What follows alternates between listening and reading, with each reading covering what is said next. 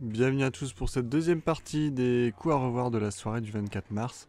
On commence par un joli coup de Mickaël qui libère sa jaune qui était complètement enfermée par 4 rouges. Ensuite Wadi qui met la noire en bande de manière classique. Là on est sur Tim avec un petit coup un peu de snooker puisqu'il va empocher et exploser le reste du triangle. La Tim avec un doublé dans la même poche. Ici c'est Hervé avec un tir libre. Donc il a juste à mettre la noire. Et... Ah non, mais il empoche pas. Ah, si, il empoche. Donc là on est sur Vincent qui va libérer la noire avec un joli rétro. Ensuite on est sur Ahmed avec une belle bande inverse. Et juste après, une finesse sur la longueur du billard. Super coup.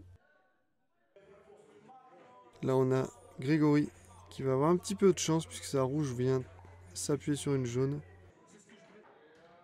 Ensuite, Mickaël avec une belle débloque, avec un gros coulé. Ici, Étienne qui dépose sa rouge poche milieu. Il y avait juste le passage.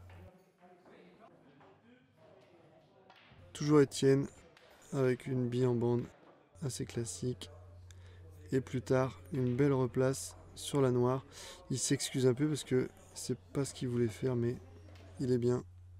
Alors ensuite pour moi le meilleur coup de la soirée, donc c'est un doublé de Tim d'une très jolie façon. Je vous invite à regarder plusieurs fois ce coup.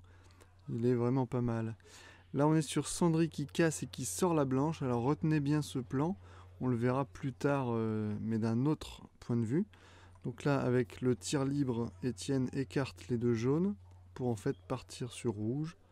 Donc il va toutes les empocher. Ici il doit rester pas loin, donc il va tirer pas fort. Voilà pour enchaîner avec la deuxième bille qui est longée de bande. Là il va essayer de se replacer en faisant le tour des 3 billes, mais un petit contact rouge, il s'excuse parce qu'en fait il est très bien. Et ensuite il empoche la dernière rouge bien loin pour se mettre parfait sur la noire. Et reprise ferme, Sandrine n'a fait que casser. Alors là on a Christophe qui doit se replacer à droite de la noire pour l'empocher en bas à gauche. Et il le fait parfaitement. Là on a les dieux du billard qui aident un petit peu Roland puisque il lui évite l'empoche de la blanche. Et le coup d'après, les dieux du billard qui lui mettent un coup de poignard dans le dos puisque Roland fait une grise. Ensuite, Sandry qui a les rouges va réussir à l'empocher alors qu'elle était couverte par une bille jaune. Superbe. Ici un peu la même de Tim.